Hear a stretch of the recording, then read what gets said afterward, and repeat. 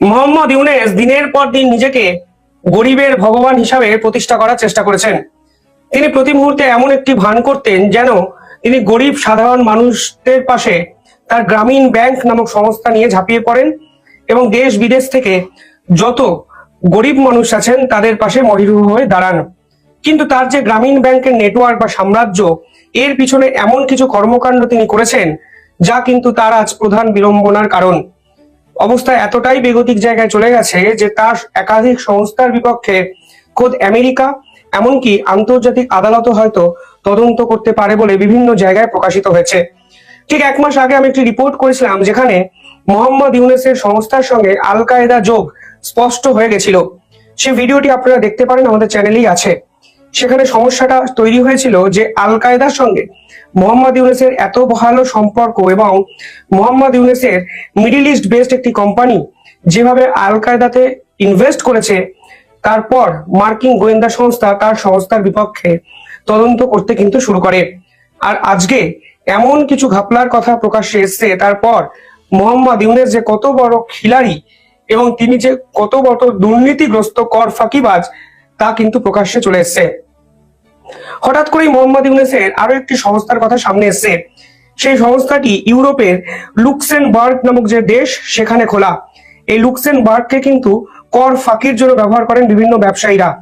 2008 সালে কর ফাঁকি দেওয়ার জন্য তিনি গ্রামীণ ক্রেডিট এগ্রিকোল মাইক্রোফিন্যান্স ফাউন্ডেশন এই একটি কোম্পানি হঠাৎ করেই ফর্ম করেন, যে কোম্পানির মূলধন 650 কোটি টাকা। এবং আপনারা শুনলে অবাক হবেন, মোহাম্মদ ইউনূস এই সংস্থার প্রতিষ্ঠাতা হলেও তিনি আরো একটি সংস্থা মানে গ্রামীণ ট্রাস্ট নামক একটি সংস্থা থেকে মাত্র 1000 ইউরো এই পার্টিকুলার কোম্পানিতে ইনভেস্ট করেন এবং তিনি তারপরেই এই কোম্পানির অন্যতম ডিরেক্টর হয়ে যান। এখন সব থেকে বড় যে প্রশ্ন আন্তর্জাতিক স্তরে উঠছে যে হঠাৎ করে এই লুক্সেমবার্গ গ্রামীণ ক্রেডিট এগ্রিকোল মাইক্রোফিন্যান্স ফাউন্ডেশন তৈরি কেন করা হলো? এর পিছনে কালো টাকাকে সাদা করার কি পরিকল্পনা করা হয়েছে? 1 নম্বর বিষয়। দ্বিতীয় কথা হলো, এই যে সংস্থা খোলা হয়েছে তার অডিট রিপোর্ট কোথায় হয় এবং এই সংস্থাতে কিভাবে এক ব্যক্তি মাত্র 1000 ইউরো ইনভেস্ট করে ডিরেক্টর হয়ে গেলেন? ফলে পুরোটাই জালিয়াতি। এবং আজকে মোহাম্মদ ইউনূসের প্রত্যেকটি পদক্ষেপ যখন আলোচনার কেন্দ্রবিন্দুতে, তখন কিন্তু আতশ কাচের মতো তার একাধিক ফ্রড আলোচনা হচ্ছে, বিশ্লেষণ হচ্ছে। তারই বিশ্লেষণের প্রথম পর্বে আজ এই সংস্থার নাম কিন্তু উঠে এসছে। দ্বিতীয়টা আরো মারাত্মক, ইউনূস স্পোর্টস হাব। এই সংস্থাটি তৈরি করা হয়েছিল ফ্রান্সে। এবার আপনারা দেখুন ইউরোপের কোথায় কোথায় তৈরি করা হয়েছে যেখানে কর শিথিলতা কিছু ক্ষেত্রে দেখা যায়। এই সংস্থাগুলোর কোনো কাজই নেই বেসিক্যালি। ইউনূস স্পোর্টস হাব এই সংস্থা কি কাজ করে? ইউনূসের অতি বড় সমর্থক কি বলতে পারবেন? কিন্তু ফ্রান্সে ইউনূস স্পোর্টস হাবকে খোলা হয়েছিল একটি বাণিজ্যিক কোম্পানি হিসাবে দেখিয়ে। ফ্রান্সের ভাষায় তাকে বলা হচ্ছে SAS কোম্পানি। এবার এই ইউনূস স্পোর্টস হাবে কে ইনভেস্ট করে? মিরপুরের আরো একটি কোম্পানি যার নাম ইউনূস সেন্টার। সেই কোম্পানিটি ইউনূস স্পোর্টস হাবে ইনভেস্ট করে। এইখানেই উঠে গেছে এক অসংখ্য প্রশ্ন। প্রথম কথা, বাংলাদেশের আইন অনুযায়ী দেশীয় একটি কোম্পানি থেকে বিদেশে ইনভেস্টমেন্ট কিন্তু আইন বিরুদ্ধ। মোহাম্মদ ইউনূস সরকার এটি করলেন কিভাবে? মানে মিরপুরে অবস্থিত ইউনূসের আরো একটি কোম্পানি ইউনূস সেন্টার থেকে ফ্রান্সে হঠাৎ করে গজিয়ে ওঠা একটি কোম্পানি ইউনূস স্পোর্টস হাব, সেখানে ইনভেস্টমেন্টটি কি আইনি পথে হলো? দ্বিতীয়ত, এই যে ফ্রান্সের যে কোম্পানিতে ইনভেস্ট করা হয়েছে, যেখান থেকে ইনভেস্ট করা হয়েছে অর্থাৎ ইউনূস সেন্টার, সেটি বাংলাদেশের রেকর্ডে অলাভজনক একটি সংস্থা, অর্থাৎ প্রফিটেবল নয়, ব্যবসায়ী করেনি। কিন্তু হঠাৎ করে একটি অলাভজনক সংস্থা থেকে অন্য একটি সংস্থা, তাও আবার ইউরোপের মতো দেশের একটি সংস্থায় যেভাবে ইনভেস্ট করা হলো, সেই ইনভেস্টমেন্টটা কিভাবে হতে পারে? মানে আপনি লাভ করছেন না অথচ ইনভেস্ট করছেন, এবং এটি কি বাংলাদেশের আইন সিদ্ধ? তৃতীয়ত যে প্রশ্নটি উঠেছে, এই ট্রানজাকশনের পিছনে কি বাংলাদেশ ব্যাংকের অনুমতি নেওয়া হয়েছে? কারণ এটা কিন্তু করা যায় না। বাংলাদেশের সংবিধান আইন স্পষ্ট বলছে এটা সম্পূর্ণ বেআইনি। কেন মোহাম্মদ ইউনূসের বিপক্ষে আন্তর্জাতিক স্তরে তদন্ত হবে?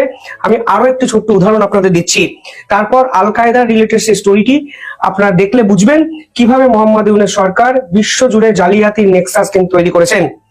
প্যারিস ভিত্তিক একটি সংস্থা ডেনন কমিউনিটিস এই নামে একটি সংস্থা, যে সংস্থায় তিনি কিন্তু প্রধান অ্যাডমিনিস্ট্রেটর হিসাবে দীর্ঘদিন যুক্ত ছিলেন।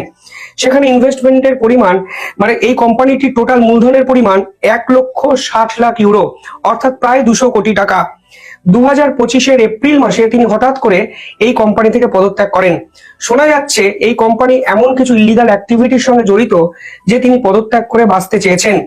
এই যে প্যারিস কমিউনিটিস বলে যে কোম্পানি নিয়ে এত হইচই হচ্ছে, সেই কোম্পানি কি কাজ করে কেউ জানে না।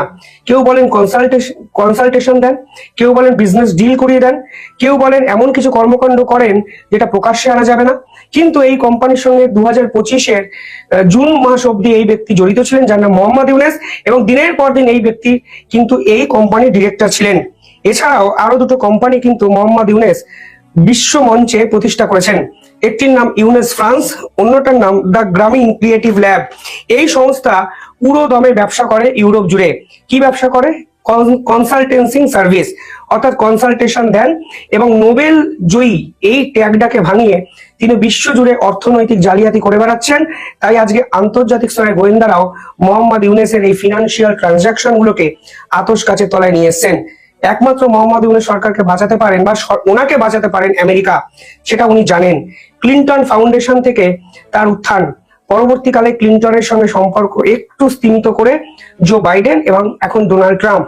মোহাম্মদ ইউনেস ছলে বলে চাইছেন আমেরিকা যেন তার পাশে থাকে, তাহলে আন্তর্জাতিক স্তরে এই লেভেলের দুর্নীতি থেকে তিনি মুক্ত হতে পারবেন। কিন্তু যেভাবে আন্তর্জাতিক আদালতে তার বিপক্ষে এই ট্যাক্স ফাঁকি দেওয়া তদন্তগুলো শুরু হচ্ছে, তাতে যে তিনি বেজায় বিপদে পড়েছেন তা কিন্তু এক প্রকার নিশ্চিত। সব থেকে ইম্পর্টেন্ট বিষয়, তার সংস্থা আল কায়দাতে দিনের পর দিন ইনভেস্ট করেছে। এখন আমেরিকার গোয়েন্দা সংস্থা যদি তাকে ক্লিন চিট না দেয়, তাহলে ডোনাল্ড ট্রাম্পও যে তার পাশে থাকবেন না তা কিন্তু এক প্রকার নিশ্চিত। খারাপ লাগার বিষয় হলো বাংলাদেশের মিডিয়ায় খবরগুলো প্রচার করে না, উল্টে মোহাম্মদ ইউনুসকে গরিবের মানে দূত, গরিবের ভগবান এই টাইপের কথাবার্তা বলে আলটিমেটলি তার সম্পর্কে মিথ্যে ন্যারেটিভ প্রচার করার চেষ্টা করা হয় সাধারণ মানুষের মনে। যদিও বছরের শুরুতে আজকে এই ধরনের সংবাদ প্রকাশ্যে এসছে এবং মোহাম্মদ ইউনুসের দিন যে ফুরিয়ে এসছে তা কিন্তু এক প্রকার নিশ্চিত। জেলে যেতে হবে কি মোহাম্মদ ইউনুসের? এই প্রশ্ন কিন্তু উঠে গেল কালকে এই সংক্রান্ত একাধিক তথ্য প্রকাশ্যে আসার পর। সবকিছু ঠিক থাকলে এবছরের 12ই ফেব্রুয়ারি পৃথিবীর অন্যতম শ্রেষ্ঠ নির্বাচন অনুষ্ঠিত হবার কথা।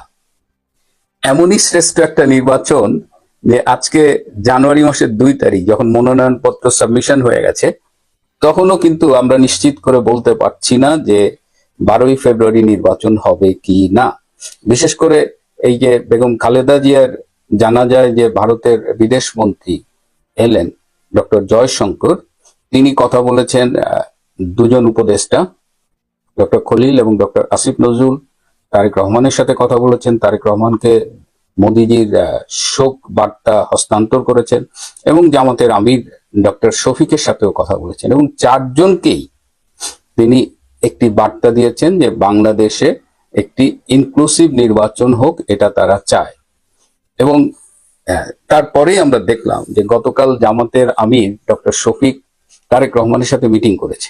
আবার ডাকসুর যে ছাত্র শিবিরের নেতারা তারাও আবার তারেক রহমানের সাথে মিটিং করেছে। অর্থাৎ বিএনপি এবং জামাতে ইসলামের ইন্টারাকশনটা কিন্তু হঠাৎ করে বেড়ে গেছে। আপনারা নিশ্চয়ই খেয়াল রেখেছেন যে কদিন আগে বিএনপি জামাত মুখোমুখি ছিল এবং বিএনপির এখন ভার্চুয়াল যুগ, তো কেউ কিছু বললে ওটা থেকে যায়। বিএনপির নেতারা যেভাবে জামাতকে আক্রমণ করেছে, আবার জামাতের নেতারা বিশেষ করে ছাত্ররা যেভাবে বিএনপিকে স্পেশালি তারেক রহমানকে অ্যাটাক করেছে, এগুলো আমরা কিন্তু ভুলে যাইনি। হ্যাঁ, যেমন এই যে চাঁদা ওঠে পল্টনে, ভাগ যায় লন্ডনে, এগুলো তো এই শিবিরের এসব ছাত্রদের স্লোগান। আবার মুক্তিযুদ্ধে জামাতের ভূমিকা নিয়ে বিএনপির নেতারাই একাধিকবার কথা বলেছে এবং খুব রিসেন্টলি বলেছে। এই সব কিছু প্রিন্ট মিডিয়ায় আছে, ভার্চুয়াল সোশ্যাল মিডিয়া আছে। কিন্তু গতকাল থেকে দেখেন আবার এই জামাত বিএনপির মানে ক্লোজনেস আমরা অবজার্ভ করছি। কেন এরকম হচ্ছে? এই যে ডক্টর জয়শঙ্কর বলে গেলেন, তো ডাক্তার শফিক জামাতের আমির তিনি তারেক রহমানের কাছে গেলেন, তারা দুজনে ভেরিফাই করলেন যে দুজনকেই এই ইনফরমেশনটা দিয়েছে কিনা, এবং তারা দেখলেন যে হ্যাঁ এই ইনফরমেশনটা দুজনকেই দিয়েছেন। এবং তারপরে তাদের স্বরূপটা কিন্তু আমরা দেখতে পাচ্ছি।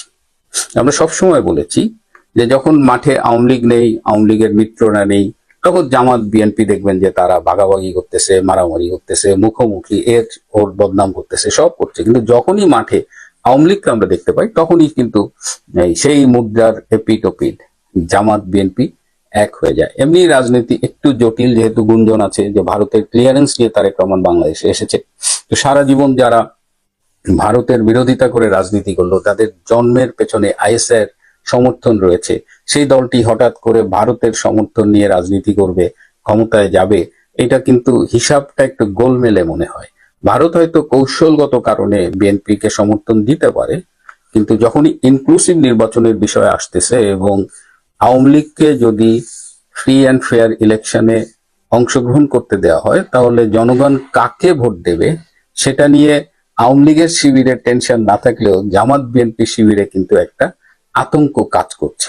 এবং যখনই এই আওয়ামী লীগ ইনক্লুসিভ ইলেকশনে আসতে পারে এরকম সম্ভাবনা তৈরি হয়, তখনই আমরা দেখি যে জামাত বিএনপির ঘনিষ্ঠতা বাড়ে। তো সেই সম্ভাবনাটা আবারও তৈরি হয়েছে। এটা ডক্টর জয়শঙ্কর বলে গেছেন, এটা কি শুধুমাত্র ভারতের কথা? এই ইনক্লুসিভ নির্বাচনের আকাঙ্ক্ষাটা কি কেবলমাত্র ভারতের? এই জায়গাটায় আমি অনেকবার বলার চেষ্টা করেছি যে কমনওয়েলথের মহাসচিব যে এসেছিলেন তিনিও বলে গেছেন যে কমনওয়েলথ অ্যাসোসিয়েশনটা চায় যে বাংলাদেশে একটা ইনক্লুসিভ ইলেকশন হোক। আমি যে দেশটায় থাকি, আমাদের অস্ট্রেলিয়ান সরকার খুব ক্লিয়ারলি বলে দিয়েছে, বাংলাদেশ সরকারকেও জানিয়েছে যে বাংলাদেশে একটি ফ্রি, ফেয়ার এবং ইনক্লুসিভ নির্বাচন হবে, এবং এই কথার সপক্ষে আমার কাছে রিটেন ডকুমেন্ট আছে। এখন কথা হলো যে আমেরিকা কি চাইছে। আমেরিকা খুব স্পষ্টভাবে তারা জানিয়ে দিয়েছে, বিশেষ করে ভারতের সাথে তাদের সাম্প্রতিক যে সম্পর্কটা ডেভেলপ করেছে, সেখানে তারা বাংলাদেশের ব্যাপারে ভারতের চোখ দিয়েই দেখতে চায়। তারা খুব ক্লিয়ার যে ভারত যেটা ভাবছে সেটা। আর ডক্টর ইনুস, তিনি একসময় আমেরিকার পাপেট হিসেবে ক্ষমতায় বসেছিলেন, এটা সত্যি, এবং ডক্টর ইনুসের যা যা দেবার সেটা তিনি দিয়ে ফেলেছেন। পোর্ট দিয়েছেন, বোয়িং কেনার অর্ডার ফাইনাল করছেন, তারপরে বাংলাদেশে সেন্ট মার্টিন দ্বীপটা নিয়ে আমরা কথা বলছি, কিন্তু কেউ সোনাদিয়া দ্বীপের কথা বলছি না। এই সোনাদিয়া দ্বীপে কিন্তু মার্কিন সেনাবাহিনীর বিভিন্ন রকমের তৎপরতা দেখা যাচ্ছে। এই যে কদিন আগে আমাদের সেনাপ্রধান জেনারেল ওয়াকার খান সেন্ট মার্টিন গিয়েছিলেন, এটা আমরা সোশ্যাল মিডিয়ায় ইউটিউবে দেখেছি, কিন্তু কেউ বলেনি যে তিনি সেন্ট মার্টিন যাওয়ার আগে সোনাদিয়ায় গিয়েছিলেন। এবং সোনাদিয়ার জনগণ কিন্তু বিভিন্নভাবে আমাদের সাথে যোগাযোগ করছে এবং তারা কিন্তু জানাচ্ছে যে এই সোনাদিয়া দ্বীপটা এখানে, এটা কি মার্কিনীদের হাতে তুলে দেবেন কিনা ডক্টর ইনুস, বা নেক্সট যারা আসবে তারা দেবেন কিনা, এটা নিয়ে কিন্তু একটা নেগোসিয়েশন চলতেছে। তো ডক্টর ইনুসের এখন যেটা তার কাছে প্রত্যাশা, বিদেশের মোটামুটি সবাই, এই দুই একটা দেশ ছাড়া, ধরেন পাকিস্তানের মতো দুই একটা অনুল্লেখ্য এবং গুরুত্বহীন দেশ ছাড়া সবাই চাইছে যে বাংলাদেশে একটা ইনক্লুসিভ ইলেকশন হোক। এবং আমি আমার ব্যক্তিগত একটা সূত্রের মাধ্যমে আমেরিকার একজন কূটনীতিকের সাথে যোগাযোগ করলাম, যিনি বাংলাদেশের সম্পর্কে একদম রেগুলার আপডেট তার কাছে থাকে। তিনি আমাকে আজকে সকালবেলা একদম, মানে আজকে প্রথম ফোনটা এসেছে, তো তাকে আমি জানতে চেয়েছিলাম যে একটু খোঁজ নেন তো যে বাংলাদেশে আসলে আমেরিকার অবস্থানটা কি। তো তিনি আজকে আমাকে ফোন করে জানিয়েছেন যে আমেরিকাও চায় ভারতের মতোই। তিনি এভাবে বলেছেন যে ভারত যেহেতু ইনক্লুসিভ ইলেকশনের কথা বলেছে, ভারত কিন্তু এটা আমেরিকার সাথে আলোচনা করেই তারা এই স্ট্যান্ডটা বাংলাদেশে জানিয়েছে। সুতরাং আমরা যদি মনে করি যে এটা ভারতের স্ট্যান্ড, যেমন আমাদের পররাষ্ট্র উপদেষ্টা একসময় বলেছিলেন যে আমাদের দেশে নির্বাচন কেমন হবে এটা নিয়ে ভারতের মাথা ব্যথা কেন, ভারত কেন বলবে, who is India to guide আস। কিন্তু বিষয়টা ইটস নট অনলি ইন্ডিয়া, তারা আমেরিকার সাথে আলোচনা করেই এই বাংলাদেশে একটা ইনক্লুসিভ ইলেকশনের প্রত্যাশা করে। তো সেই জায়গায় আমেরিকারও অবস্থান যে বাংলাদেশে একটা ইনক্লুসিভ ইলেকশন হোক। ইনক্লুসিভ ইলেকশন না হলে যেটা হবে যে এই নির্বাচনটা বিতর্কিত হবে এবং বাংলাদেশে সেক্ষেত্রে গণতন্ত্র, স্থিতিশীলতা, এই বিষয়গুলো এবং সুদূর পরাহত হয়ে যেতে পারে। তো আমি জিজ্ঞেস করেছিলাম যে ডক্টর ইউনূস কি এই ইনক্লুসিভ ইলেকশন দেবে? বলে যে হি হ্যাজ নো চয়েস, তাকে বলা হবে। এবং এই সবাই ধারণা করছে যে আমেরিকার যে নতুন রাষ্ট্রদূত আসবেন, তিনি আসবেন সম্ভবত 11ই জানুয়ারি, এবং তিনি এলে বাংলাদেশের নির্বাচন নিয়ে একটা নতুন করে চিন্তা ভাবনা হবে এবং তিনি সম্ভবত সব পার্টির প্রতিনিধির সাথে বসবেন। আর ক্রেসিয়ান জ্যাকবসন, যিনি ইনুসের অভিভাবক ছিলেন, যিনি ইনুসকে সুরক্ষা দিতেন, তিনি বাংলাদেশ থেকে বিদায় নিয়েছেন, ইনুসের কাছ থেকেও বিদায় নিয়েছেন। সো এই মুহূর্তে ইনুস বাংলাদেশে অনেকটা অভিভাবকহীন হয়ে গেছে। তো ডক্টর ইনুস যদি নির্বাচন ইনক্লুসিভ নির্বাচনে রাজি না হয়, তাহলে তিনি বলেছেন যে probably he has no choice, but তারপরেও তিনি আমাকে বলেছেন আই ডোন্ট নো, কিন্তু তিনি তার অভিজ্ঞতা থেকে বলেছেন যে সেরকম পরিস্থিতিতে এমনও হতে পারে যে ডক্টর ইউনূসকে এই প্রয়োজনে তার এই প্রধান উপদেষ্টা পদ থেকে সরিয়ে দিয়ে অন্য কাউকে সরকার প্রধান করা হতে পারে। তো এই জায়গাটায় this is the latest development. আমার মনে হলো যে আমরা যারা বিভিন্নভাবে মাঝে মধ্যে হতাশায় ভুগি, আমাদের এখনো আসার জায়গা আছে। আর যদি ডক্টর ইউনূস গায়ের জোরে, যেটা তিনি বারবার বলেন যে আওয়ামী লীগ ইলেকশনে এলে তার টেকনিক্যাল প্রবলেম আছে, তিনি যে স্পষ্ট ভীত, এটা এটা বুঝতে আমাদের রকেট বিজ্ঞানী হতে হয় না। এবং সেক্ষেত্রে যদি আওয়ামী লীগকে বাদ দিয়ে একটি নির্বাচন করা হয় এবং জামাত, সেই ক্ষেত্রে জামাত কিন্তু চারিদিকে চলতেছে। হ্যাঁ, জামাতের সাথে এই যে একটা নিউজ নিয়ে রয়টারের সাক্ষাৎকারে একটা নিউজ যে দুজন ভারতীয় কূটনীতিবিদ তার সাথে বাসায় গিয়ে মিটিং করেছিল, এটা নিয়ে আপনারা অনেক কথাবার্তা বলছেন, ডক্টর শফিক এটাকে অস্বীকার করছেন। আমার কাছে এর চেয়েও বিস্ফোরক তথ্য আছে যে ডক্টর শফিকের দল কার কার সাথে যোগাযোগের চেষ্টা করছে, এটা আমি সঙ্গত কারণেই আপনাদের কাছে বলছি না। সুতরাং জামাত ক্ষমতায় যাওয়ার জন্য মরিয়া হয়ে আছে। যদি আওয়ামী লীগ না থাকে, আওয়ামী লীগ ছাড়া যদি নির্বাচন হয়, সেক্ষেত্রে বিএনপিকে ল্যাং মারার একটা সুদূর প্রসারী পরিকল্পনা তাদের অনেক দিন ধরেই আছে এবং সেই ক্ষেত্রে খেলা অন্যদিকে ঘুরে যেতে পারে। আপাতত এখন পর্যন্ত ইউনূস সরকারের উপরে যে প্রেশার রয়েছে বা বাংলাদেশে একটি আগামীতে একটি